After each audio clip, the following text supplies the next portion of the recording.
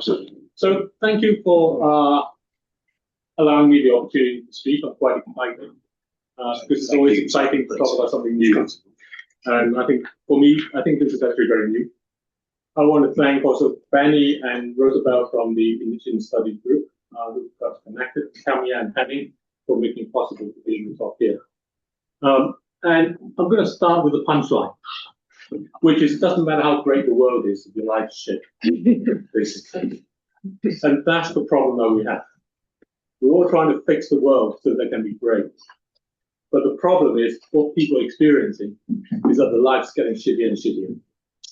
And the story isn't convincing. It's not going to be convincing.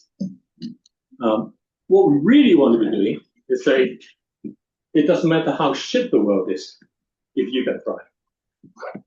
And that's what this is going to be about. It's about being able to turn that around and still achieve what we want to achieve and understand how we can do that by you and me, each other thriving in that way. So, and this is not in any way denying the fact that we're going to have huge hardship and pain we're going through. This year, I got Copilot to help me and said, look, what are the countries which have had people being displaced in 2026? The first thing they came to was blank. There weren't any. And I'm like, that can't be. And they're saying, well, I'm looking at the UNHCR database and it's nothing like that. And I was saying, that's not the thing. You've got to go and search properly and have a look. Just look at the news. And they went around. They came up with a few more. And I was thinking about developed countries, and a lot of them. Portugal, Storm Christine. US with the ice storm. China, if you consider that as being a developed country. Japan with the snowstorm. All those around. The UK at the moment with this unprecedented number of flood warnings and going on through. And then I said, well, what about you bring in the rest? And this is what it is. And when you're displaced from your home, you can't get to work, you can't pay your bills, and your life's going to be shit. And that's the reality we're all facing. So this is not about trying to hide away from that at all. We're trying to paint a story. It's not going to be that. It is going to be about who you are. This was something I came across. My order of talk is now going to get mixed up. I'm just going to let it flow. On a walk I did with some students a few months ago, actually. And we were talking, they were third year, and we were talking about jobs and stuff. And one of them said, look, I'm really not sure about getting a job. I feel I'm betraying myself. And I was saying, why is that? I'm saying, well, I feel a sense of vision. I feel that I should be doing something important and big. And getting a job, getting in an office just feels like I'm betraying that. And then half an hour later, we came across this thing called the 10 Millennium Stones. It's in Surrey, it's in Gatton Park, if you don't want to go there. These are 10 stone pillars. And on each of them is an inscription. And on number 8, it said, do not wish to be anything but what you are. And try to be that perfectly. And I said, that's for you. That's exactly what you're talking about. And the point of bringing that up is today, in our world today, is that we need to rely on that more and more because our economy is going to go to shit. Our jobs are going to disappear. Doesn't matter who you are, what level you are, you're going to find yourself stuck. And the one thing that's going to help you along through is the sense of who you are. And if you don't start by thinking about that now, then what happens is that the future is going to be a juggernaut that comes charging at you. If you start thinking about this now, then you can start to think about how you can shape the future you want.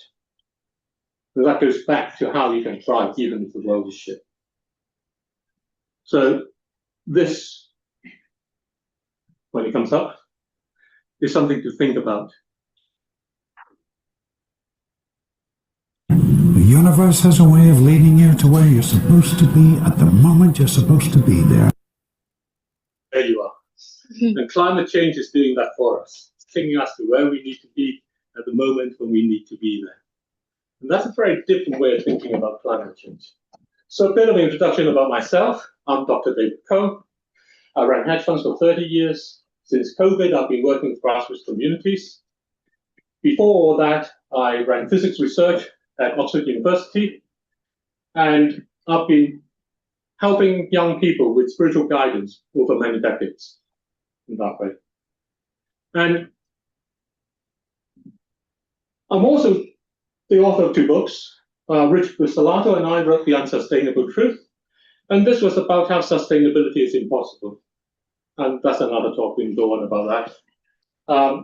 The basic gist of it is that when you have $100 trillion behind you, what you think is sustainable rapidly becomes unsustainable. And that's the problem about that. We all like to taste the thing that we think is good. And that's our problem as well. That took me on a journey of how do we then reconcile investing? How do we reconcile our money? Because we can't live without them in that way. And that led me to Thriving at Nature's Pace, which is the second book, and that's what I'm going to be talking about.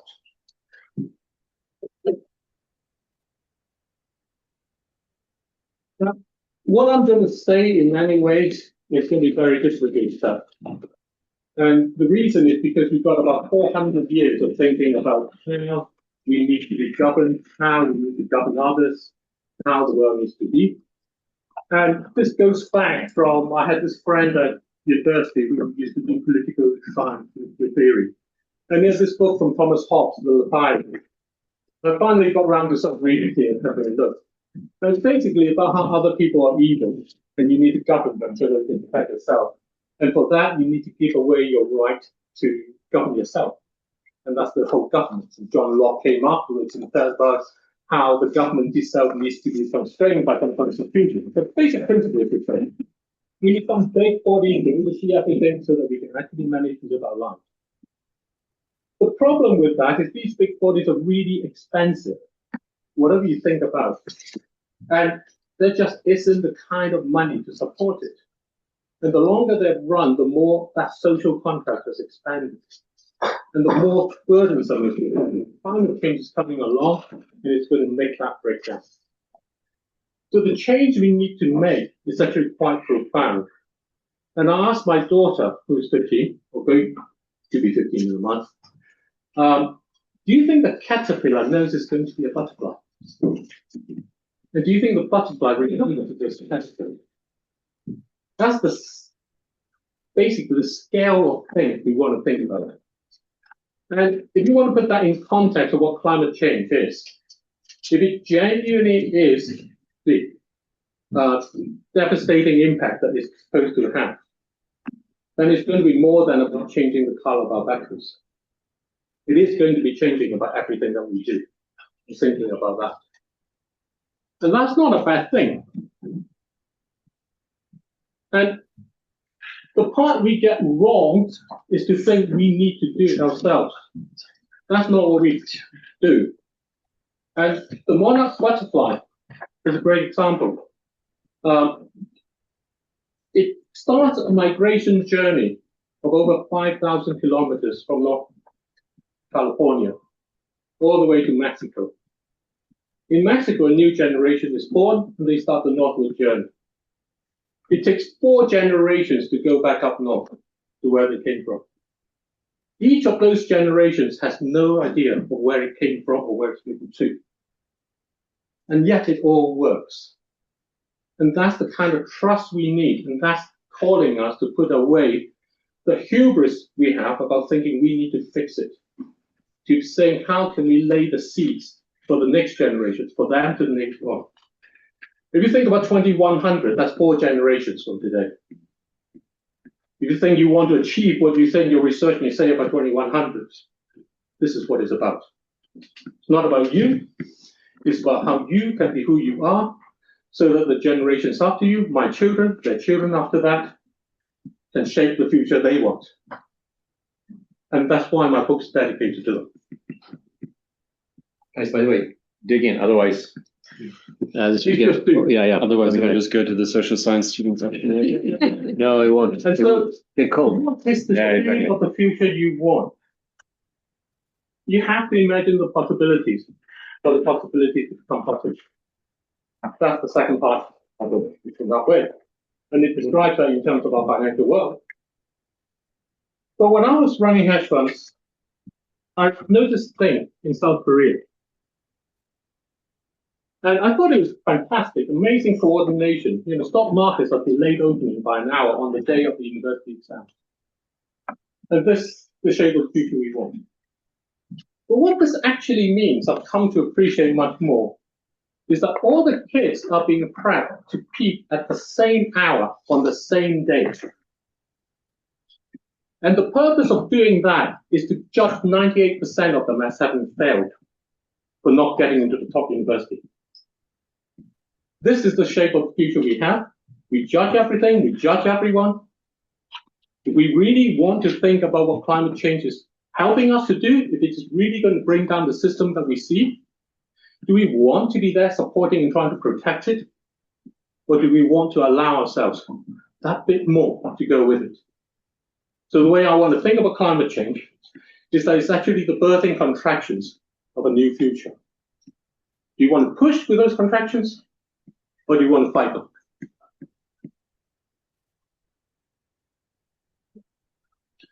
Now, as I said, it's going to be really hard. And what we need is a whole different approach.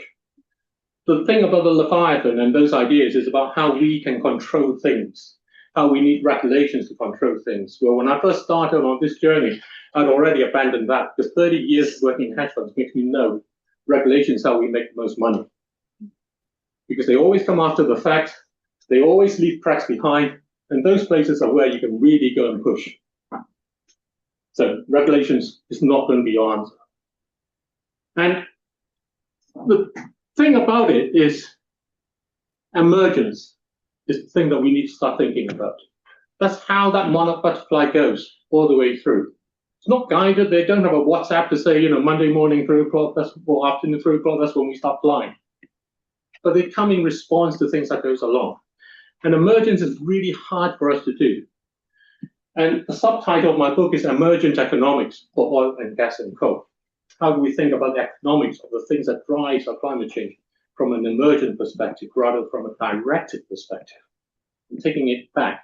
Because what emergence does, it gives the people themselves the control over their own lives. If they want to make it worse, they can make it worse. If they want to make it better, they can make it better. And that's what the problem is. We fear that aspect because we think people are evil. We think our neighbor is evil and they're going to do the wrong thing and so on. But when I've talked to people, what I find is the following. When you talk to them as a human, person to person, they're great.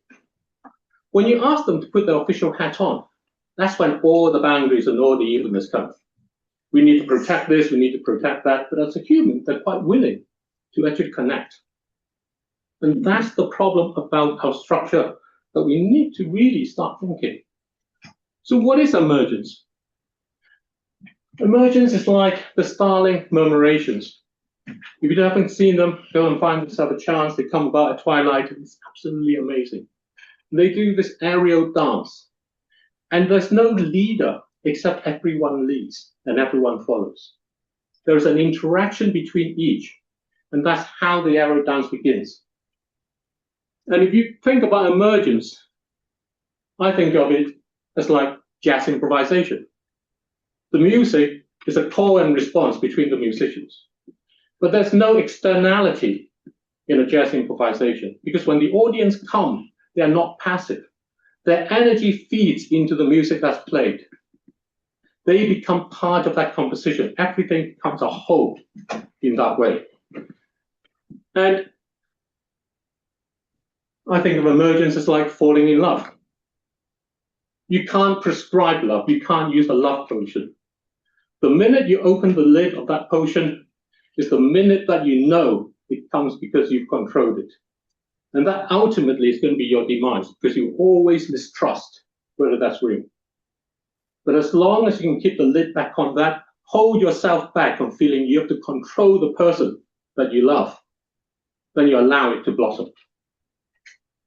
But it's more than that. It is also a better understanding about how our economics work. Elinor Ostrom got the Nobel Prize in 2009 in economics. Her work essentially refutes the idea of the tragedy of the commons. This is the idea that without someone to govern commons, they're always going to be overexploited. And what she found is actually people know best what they need. And they will come together. But not only that, they do that out of their own self-interest. Because embedded in the self-interest is the knowledge that you may survive on your own, but if you really want to thrive, you're going to need others. And that's the key towards how it is.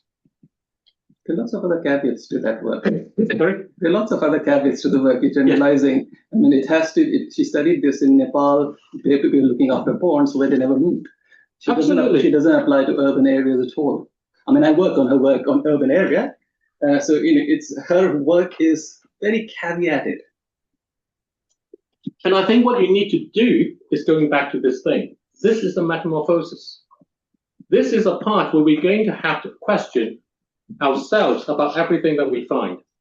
And the issue is, the world at the moment, if you believe in climate change, it is going to go to shit. So what are you going to do for yourself? And the recognition here is that you need others to thrive. And how does that impact how you do? So you can't apply her work directly in that way. And her work says you can't apply it directly in that way. That's what she quite literally says within the Nobel lecture, as she talks about that. It's the fallacy of using something that someone has discovered with the parameters and settings as what it is, to say that's how you apply it in all other things.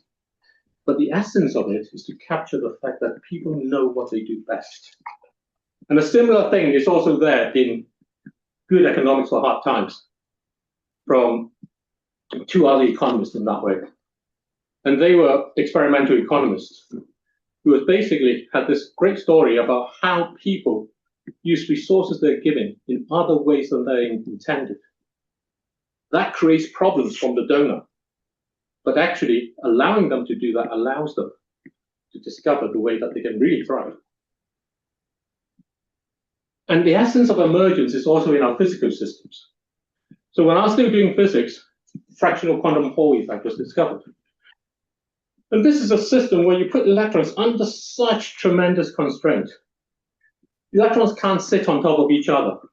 So what they do is they discover new ways to move, and they move collectively.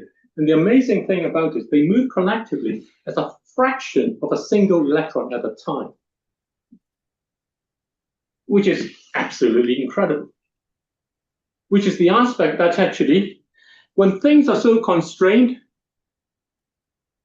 it's actually amazing what can come out.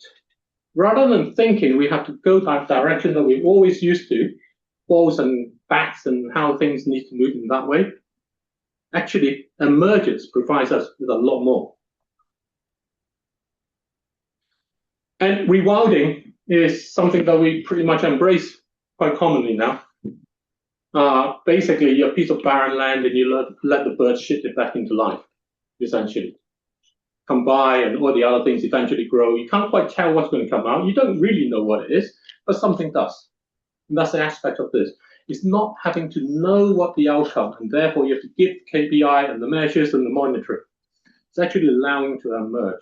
If you want to think about that future you want, once you specify those KPIs and those sort of things it is, the chances are you're locking it back into the shape that you know, not how it can be. So what is it that we want? We want to think about how we can selfishly look after each other to thrive. And that's that idea about the emergent economics for oil and gas and coal. We all think there's something wrong about using them, yet we can't live without them. And that's the constraint we have. What can we do? Okay. The point is that in thinking about how we can selfishly look after each other to thrive, what we're actually bringing together is a fracture in between what I call our sacred belonging, our spiritual belonging, and our functional needs.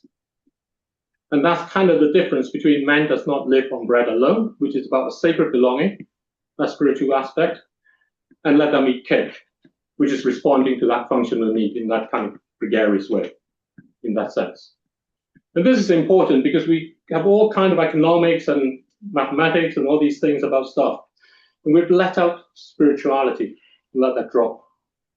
And increasingly, what I'm finding is we need that spirituality, because that spirituality opens the door back into a sense of humility.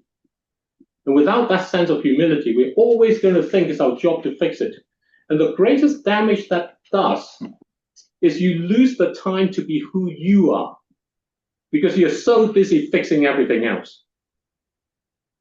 So if everything goes to shit, then you're going to carry on. At the end of the day, what you want to be able to say is, I was able to be who I am. Not that I was trying to fix this, or I was trying to fix that and it didn't work. I'm going to come back to this later. These are some of the things I'm doing. These are some people I'm working with, and I'll go into a little bit more about them. I didn't seek them out. They connected with me. I don't know why they connected with me, but that's the aspect of emergence. It's about not turning it away, not having to judge.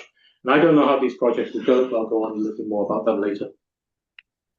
So let's get into kind of the economics and the business and so on. Today, we invest by using our money.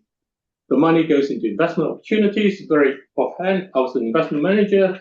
We took the money from people's pensions. We contributed every month. We went out, we looked for opportunities. We basically end up taking resources from one area, build some things to sell, and came back into another, and then that gave you back some money in return.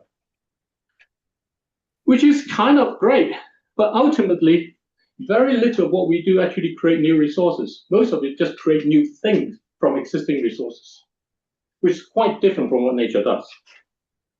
And the thing that powers all of this is actually oil and gas and coal, is the energy that we have. They provide us with the ability to make all the activities, and because we invest to protect ourselves against our future, we actually need them in order to be able to shape the future we want. But the mechanism we have of doing this has nothing to do with the future we want. Because what you're doing is you're giving it to me. I don't know you. I just go on and says, this is going to be great. You're going to hope that it comes back. That was the American dream. I can serve the economy, and the economy is going to look after me. By and large, that's collapsing. Doesn't really matter where you look. And certainly for young people, the young professionals have 4 children, and the oldest is going to turn 30 this year. The youngest is turning 15. So they span that spectrum. It's not serving them. There's a whole different talk about how it's not serving them. But ultimately, what we want to do is to think about how we think of this as ourselves as the investment opportunities. That changes the whole shape and that thinking about investments. I want to reap the benefits of our investments today. And this is not to say you don't invest in those other ways, because if you look at nature, it's not binary, it's not either or. What happens is that a tree falls down in a forest, that creates a clearing. The new things can begin to grow. But the rest of the trees are there. It doesn't go around with a chainsaw and cutting every tree down just to see what can happen. So this is really about how you start thinking about your own, yourself, what you're really called to do, how you can invest in that, how that can become a source of profit for you so that you can build a living in that way. And what that means is the world can go shit, but you know you're capable. You know you have that capacity and that ability. And that makes a huge difference to how you work, to how you face your future, and everything that you do. And there are 3 pillars that I want to bring out that will help you with this. First is spiritual belonging. This is the sense you have, the mission that you have. You may not know it, but you have to go around trying to discover it. It's going to take time, and it's not easy. You're going to see things of trial and error and so on. Like that girl I was walking with, she had a sense it was there. But if you don't respond to it in some ways, then it's never going to be revealed to you. So how can you go about doing that? And by the way, this is important because I had a conversation with a guy who works on forests. And he'd been doing that for 20, 30 years, basically. So he's really way ahead of all the climate solutions and all that stuff in that way. And he was saying, it's his sense that this is what he wants to do that gets him out of bed. Because honestly, there have been tough times. And there will be tough times. There are going to be tough times. So what is it that's going to get you out of bed, even when nothing is working? That's a guide to where you think you might find your spiritual belonging. So it's not about what actually thinks is best. It's actually who you are. Then what you need is to make that into an economic presence. A presence, an actor has a presence because people notice him when he comes on the stage, or her when she comes on the stage. It comes from an interaction with others. That happens because you give something to them. They recognize you for that. So you have to nourish people from your spiritual belonging, and how you do that. And that's why they pay to see you. That's why you end up being able to make a living. And the important part of this is actually about connections. Your economic presence is about building up that connection around you. And when shit hits the fan, it's not the financial capital in a world where everything is changing around. It's your connections that you're going to have to rely on. Who can I sleep with tonight? Where am I going to hang on tomorrow? And all that. And finally, that last step is nature's pace. And nature's pace is that pace of emergence.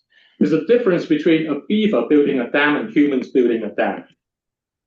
Humans build a dam by saying, here's the dam, here's the spec, this is what we do, we're going to bring so much concrete from here, we're going to bring so many things from there, and it'll be fine when it's done, it'll be perfect. But when it's fine and it's done, then you find that the rain hasn't fallen, and there's not enough river, and the dam's useless. A beaver builds a dam by gnawing down a tree. When that tree falls down, it opens a bit more light, other things benefit.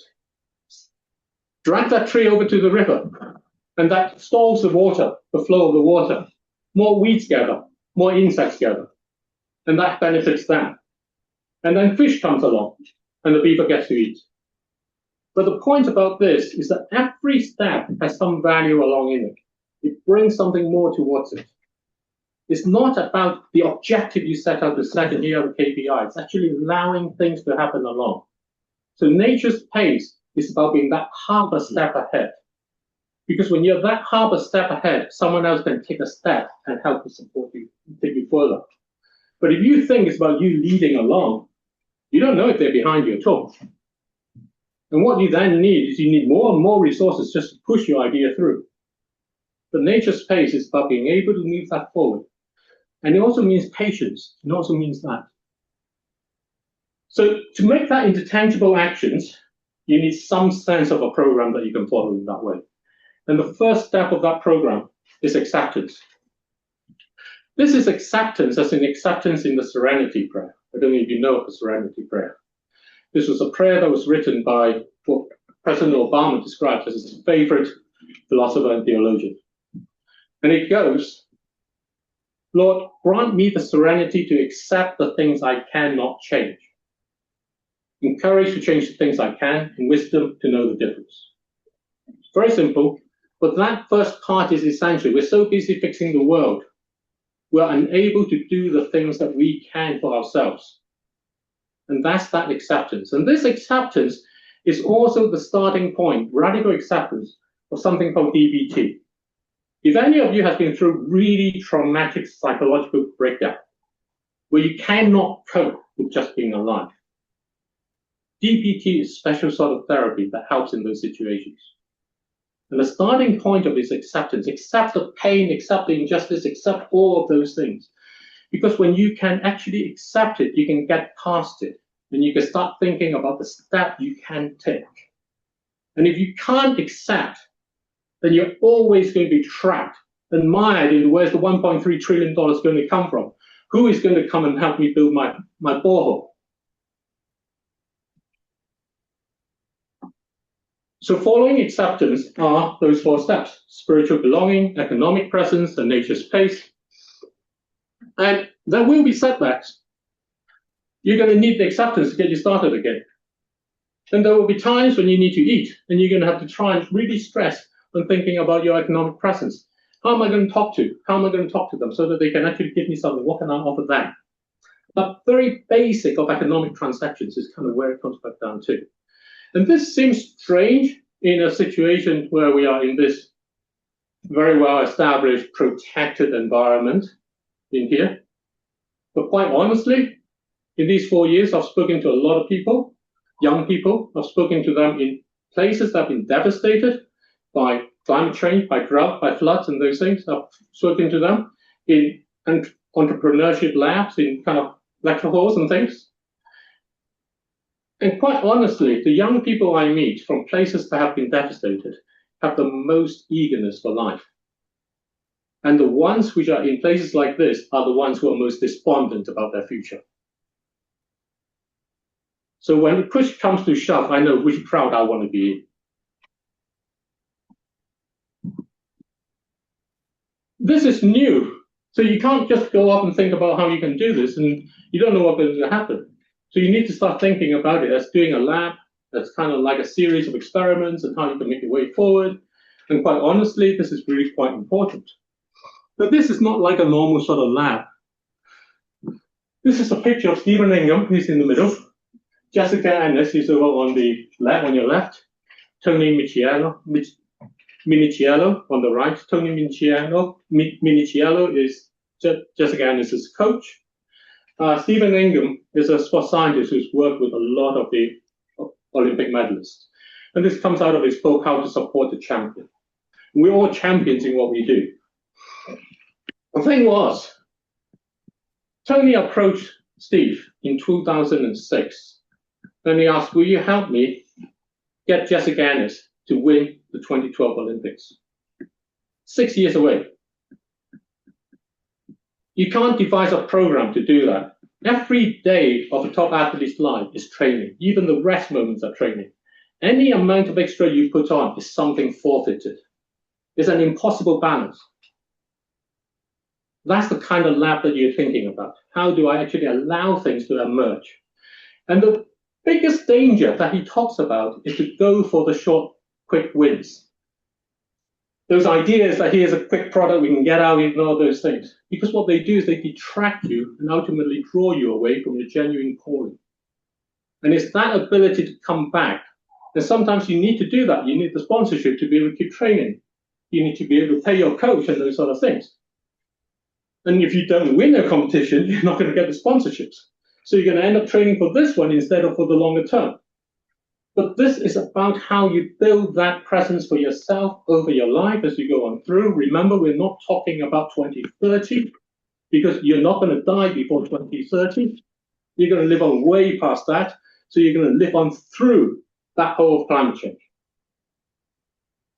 And this is how it's not an incubation lab, it's not a startup lab, but it is a lab about economic ventures.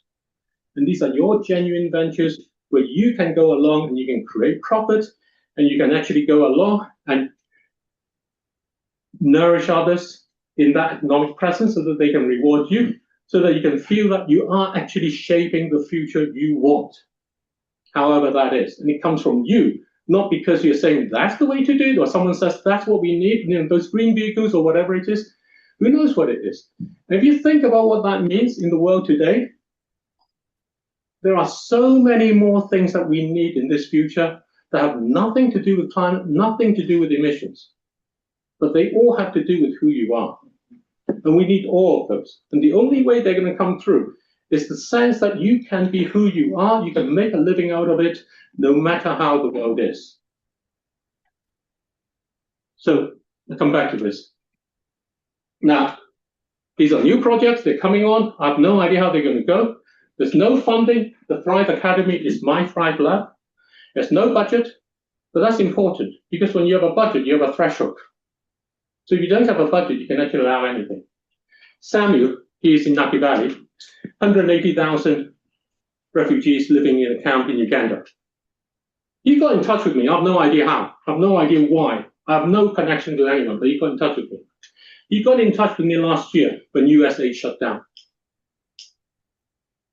He wants to make Naki Valley his home. He's been displaced from the Congo. And the way he describes this, people come from 8 different countries. Many of them go back. But from the Congo, nobody ever does. That's the situation in Congo. So he wants to make that his home. So what he wants to do is to build a genuine community that you can feel your home. But what they need is to build an economics.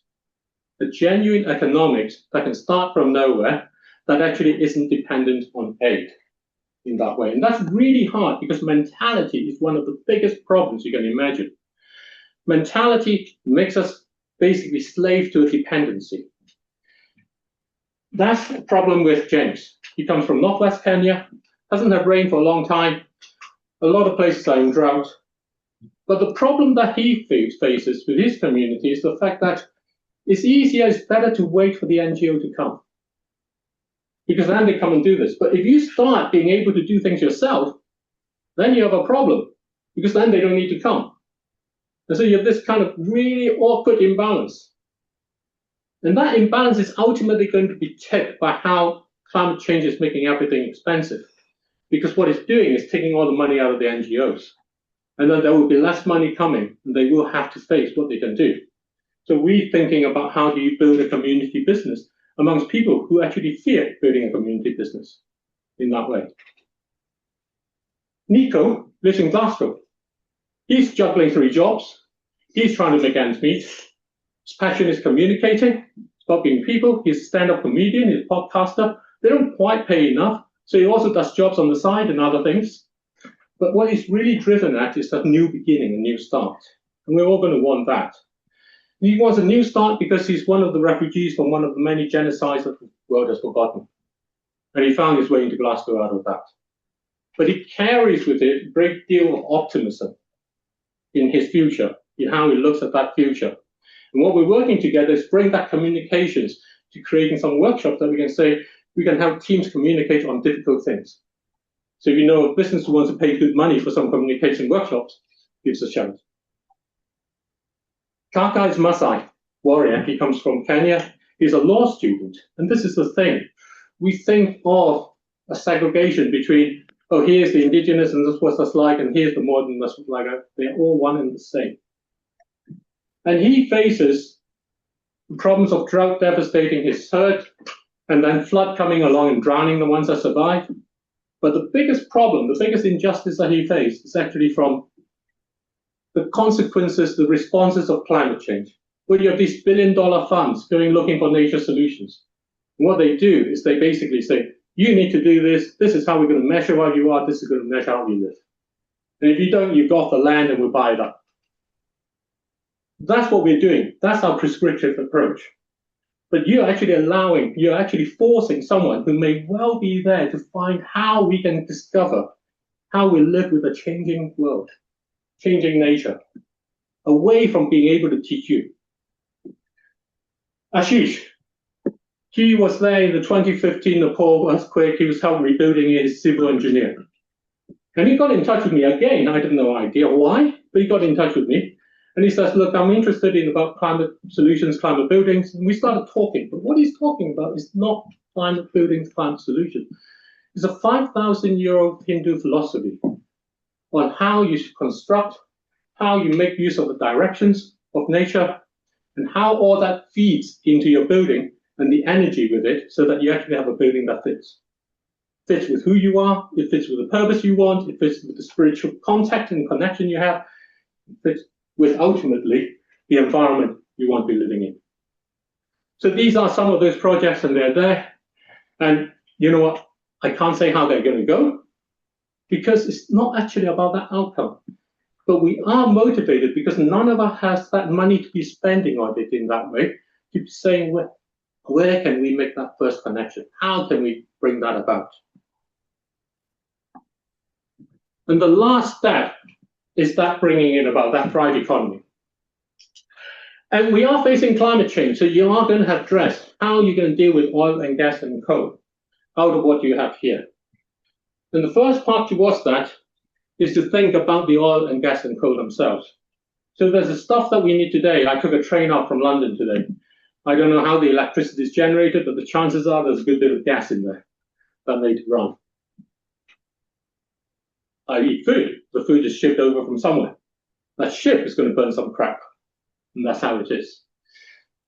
I communicate via emails to be able to come here. All of that emails, and today with all the AI agents helping me sort out the emails, that's going to take some of that stuff as well. And I can't really stop those. Then we have our ambitions. The ambitions are stated in the plan, Paris Agreement, triple renewable energy by such a date, and agree with the cars and all those things. They're going to need more of that oil, gas, and coal as well. What that does is that leaves you with the final set, those block Cs, the things outside of that boundary. The part where you connect is you mark that boundary, you shape that boundary. It's up to you to do that. No one else is going to. There's going to be no one who's going to come along and make it happen in that way. And the way you do that, and we'll go on a little later, is to know that you have already done it, which is an interesting way of thinking it about. It's not to address what you're using at the moment, because you can't stop that, you can't lift and change what it is. We've already changed how most of us, kind of how we think about all these things. But actually to say, where do I want to drop that? And that difference is the difference between that extra beer fridge in your study or the high-speed link between Mumbai and Hanoi. What exactly is the shape of the future we want? And the way you do that when your investment opportunities are yourself and the ventures that you can create is that you're now in a position of being the ones with that province. And you recognize that the Block C owners are the governments. Guyana, who's becoming a new petrostate. Norway, which is never going to stop drilling and extracting. Trinidad and Tobago, who's restarting their explorations. Australia, the largest coal exporter in the world. They are plentiful of these Block Cs. But the reason they can't let go is because every year, this represents about $1 trillion, over $1 trillion of revenues for governments. And they fear what happens if they can't provide the support for new ventures, new businesses, and all those things. So if you're able to get yourself ahead, able to think, here's my venture, you can invite them in as a joint investment partner. We have public-private partnerships. We have had those things. This is just another form of it. Here, what you're asking for is the ownership of the Block Cs. We negotiate. I generate so much profit, that's worth so much of that. You guys carry on, we do this. So that now allows you to have that in your hands. And you get to decide. You can take them out if you want, or you don't have to if you don't want to. But it does more than that. Because what it means is that your investments is now no longer for yourself. These governments represent our people. It's that first step towards opening up to say, actually, we're opening up our investments. It's not just about how we invest ourselves or others. And if you want to do this, you're going to find that the existing investment structures won't allow you. So your pensions aren't going to do this, so you're going to have to create your own investment structures to do this. Your own little companies and go along with that, and you begin to grow a completely different investment industry and the perception of investment, what they do. And what that means is that you don't have to worry about where that $1.3 trillion is going to come from. Because you've kind of got ahead of that. What that $1.3 trillion is supposed to be for you. And if you break down that $1.3 trillion, if you just break it down by, say, GDP amongst developed countries, for the UK, that amounts to something like $42 billion a year. That's the entire of their immigration budget, the housing budget, and the policing budget. If you think you're going to get any political party to come up with that and not immediately lose power, you're kind of living in a completely different world. So the only way we get to that climate finance is we reinvent it, which is what we've done. We're actually allowing people anywhere, everywhere in the world. And the point about those examples is that that's a refugee camp. That's a law student who's looking for a place to stay tonight. Guy in Glasgow, some other one. He's now living in Toronto, working in a hotel, but he's still dreaming about going back and how it can be set up somewhere in Nepal in that way. Those are our spiritual belongings. Those are our calling that will get us through no matter how shit the world is. The last part is you bring in nature. What are you going to do with that ownership of the oil and gas and coal? If you hang on to it and you get divorced, your spouse is going to want it and they may well take it out, just out of spite. So what you need to do is get it out of your hands. Whose hand do you put it into? This is all about our relationship with nature. but we actually need nature. So this isn't like fixing nature. This is actually humbling ourselves to accept that nature can provide for us. And if you think about what oil and gas and coal have done, they have made us feel we can control our future. And they have made us fearful that if we don't do this, nature won't provide. So if you actually take this back to nature, you make a covenant with it. And that covenant is that we trust nature to provide for us. And you make that tangible, you seal it by creating a new currency. And this is nature's currency.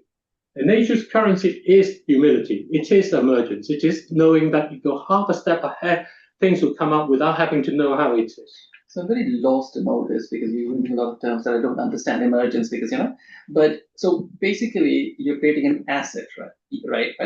And we are paying people who are polluters. Basically, we are paying them for something that is not going to happen, for a non-productive activity, right? So isn't that So Bank of England recently we found out in 2016 it was still paying the slave owners till 2016, right? This sounds a bit equivalent to that. Well, exactly. And this is the whole point, right? You've got these multiple generations along. So how do you make that step? So the acceptance Can you explain exactly what we're doing here? So the acceptance says, who are these owners? These are our government. What are we talking about? So you go along and you look at Norway, $2 trillion wealth fund, 5 million population, 5.6 million population, and yet it will continue to extract until it's all drained. Or the new technology comes along. So even if you've seen the work of Azim Azhar, I mean, you're very negative about this. But if we are at the tipping point, where we are about to discover new kind of technology, then we're just paying people for something that we would never ever need. And so it goes. It's going to carry on, and you're going to see how it goes. And I'm not saying this is an easy thing to accept. And you're absolutely right. I'm talking about whether it's useful path down the path or not. But remember what you're doing with this, right? This is your choice. So the first part of this is you allow yourself to become your own agent. You take back that ability for you to create your economic presence. That's where you start. That's why you start from there. That's why you start from saying, how do I thrive? But I'm not producing oil. So, I would never want to be associated with that. So, the thing is, there are a bunch of people who are producing oil. Of course. And the question is, how do we give them this sense? And this is again that. So it's not about me, right? It's not about it is because this is about that hubris of judging. And that's the problem. That's the problem we have. It's like story of a prodigal son. This is a story where a father has two sons. One wants to go off and says, I can do it, give me my inheritance, and goes off.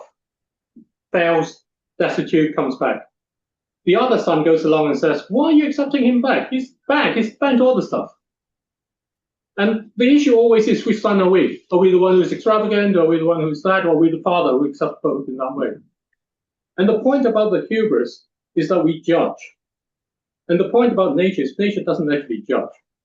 And the point about this is that if we go along and start first and say, how do I create that presence for myself? I then have a choice. I don't have to come to this if I don't want to. So I can step aside and I can allow other people who may want to do this to do this. If they do this, the first part they're doing is they're sharing part of their profit with the citizenship that's around them. That's what sharing with that government represents. It's up to you to negotiate that. I get a tax reduction, you give me those things, you get some of those profits. Up to you to see how you want to negotiate that partnership in that way. Every contract, every situation can be different. The fact is that you're now able to allow what you do. I want to grow flowers. I want to look after old people. I want to do a crypto mining business. It doesn't matter what it is, but I can allow myself to flourish and thrive in that, and then allow myself to invite in the owners of that. Don't we already have that? I mean, I'm not sure. I mean, I can do whatever I want in the society right now. That's not good. Well, actually, I'll argue we don't. I'll argue that actually it's very hard for us to do that. And I would say that for many young people, young professionals, the sense that they can start somehow by themselves, genuinely to be who they are. No, but what I mean is this is disconnected, really right? I mean, this is disconnected from entire. So let me pose this question to you, which is, usually when we approach a question, we say, here's the diagnostic methodology of this is the question, and once we know the question, we can produce a solution. So I'm not sure how you arrived at diagnosing the problem. How are you so confident that the problem, the way you're structured, is the right problem? The point is, I don't know how this shapes. What you're describing is like the logical framework analysis that people use, where you go along and you say, here's the problem, here's what we want to achieve. Let's get all the I'm just trying to understand what the talk is about. I'm just trying to understand what is the problem that we are trying to address. The problem that we're trying to address is, how do you thrive when the world around you is shit? How are you going to be able to tell your child, when there are no jobs and the world is shit, how you're going to thrive? How are you going to tell yourself, when you lose your job and the economy is falling down, or when the taxes keeps going up, the water bills just doubled, all of those things, and you can't pay your bills? How are you going to discover how you're going to thrive? And this part comes in to say, at the end of all of that, what you then still face is the fact that the economy is going to be driven by external forces. Those forces are going to have a large component from climate change. And the problem with climate change is not the emissions. It's about a whole relationship with a nature that's a whole. That's all of creation. That's all the lands and seas, the animals and plants. That's us, our humanity, our ancestors, and our future, everything we do. How do we reconnect with that sense that actually we're part of? Can I just say, this is, and you think other people haven't done that? I'm not saying other people haven't done it, but that's the point. Because we like to kind of question in those ways. The point about this is, what am I going to do? What are other people going to do? And the point is, I don't need to know other people have done that for me to feel that I'm now diminished. And that's the essence. Somebody invented electricity. So if you invent electricity again, it would be waste of effort, right? We don't want to reinvent the wheel. So because the question is, they have philosophers, economists, sociologists structured the question. No, because if you look in biology and you think about the eye has evolved maybe like 5, 6 different times. That's how you all these different versions of the thing and so on. Because something has been done before by someone, does not diminish the role of serendipity. Calculus with Leibniz and Newton. If it goes along in what you say, then there's only ever one version of it. But the multiple version, the multiplicity of all these things adds to our connections. And this is the difference. The university, what you people do is, they solve a problem, right? Yeah. So you take somebody's work as given, try to understand it and solve, engage with it and build on it. So, on the shoulders of other people. And you think that's a wrong approach? No, I didn't say that. This is all building on the shoulders of other people. Because, if you look at Brian Larkin's work, Ostrom's work, these are questions that have been structured very nicely by them. Yes, and I don't doubt that's the case. But this is the situation that out of all the people around, I, like 8 billion others, because there's probably only like 20,000 who are as learned in that sense as you are. I and 8 billion others have our place. And this is about allowing them to know that and actually saying, you know what? We don't know what our future is going to be like. We're into this extreme uncertainty. We just do not be able to tell what that is. Lastly, but I can't square my head around that, we should have paid the cigarette companies to stop producing cigarettes. This is the equivalent of your project, right? No, it's not. It's not. Okay. Just oil and gas and coal and cigarettes are quite different. Why? Because we live It's choking us to death. off oil and gas and coal. It's choking us to death. Because we do not need to smoke if we don't want to. But we cannot do without the oil and gas and coal. No one can. Just over 80% of our energy comes from that.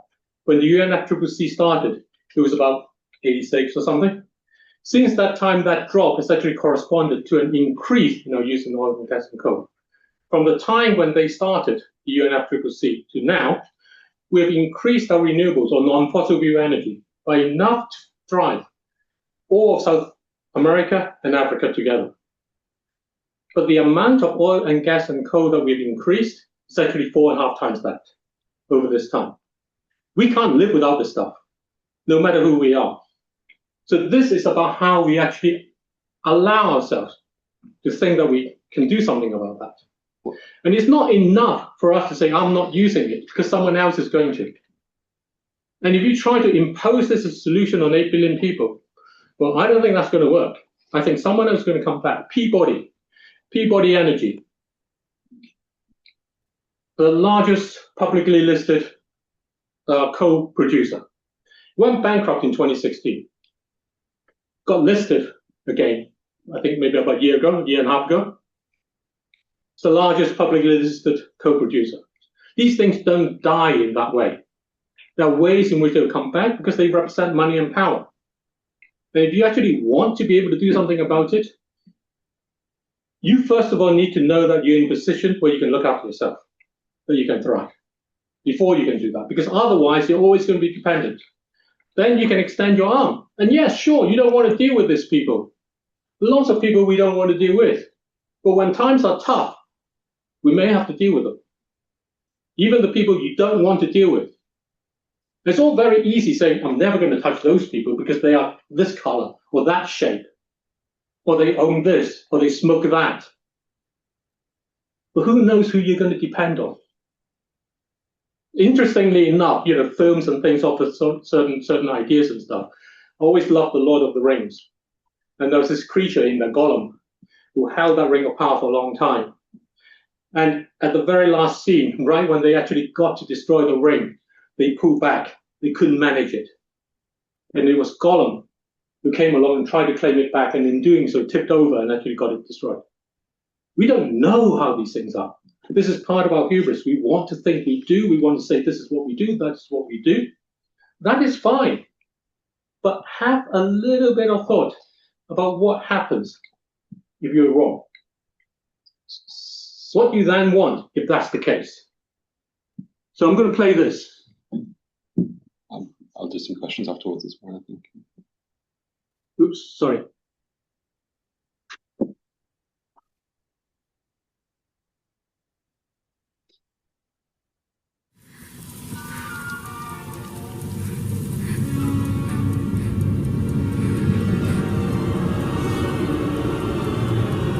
Serious. Come on!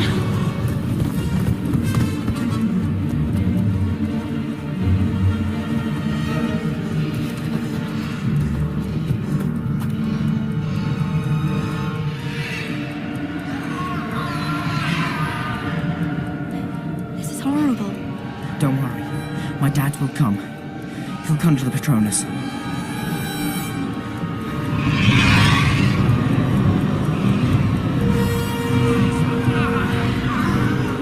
Any minute now. Right there. You'll see. Harry, listen to me. No one's coming. Don't worry, he will. He will come.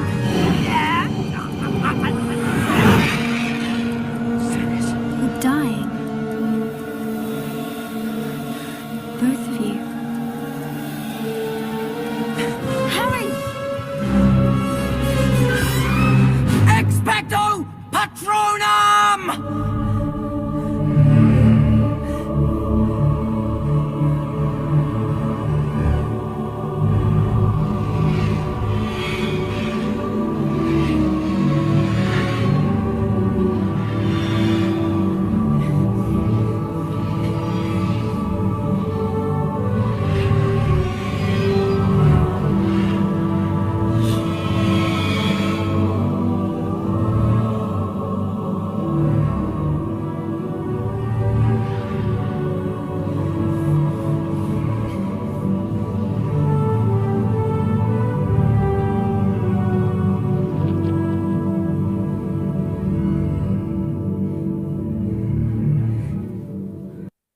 And this is the thing.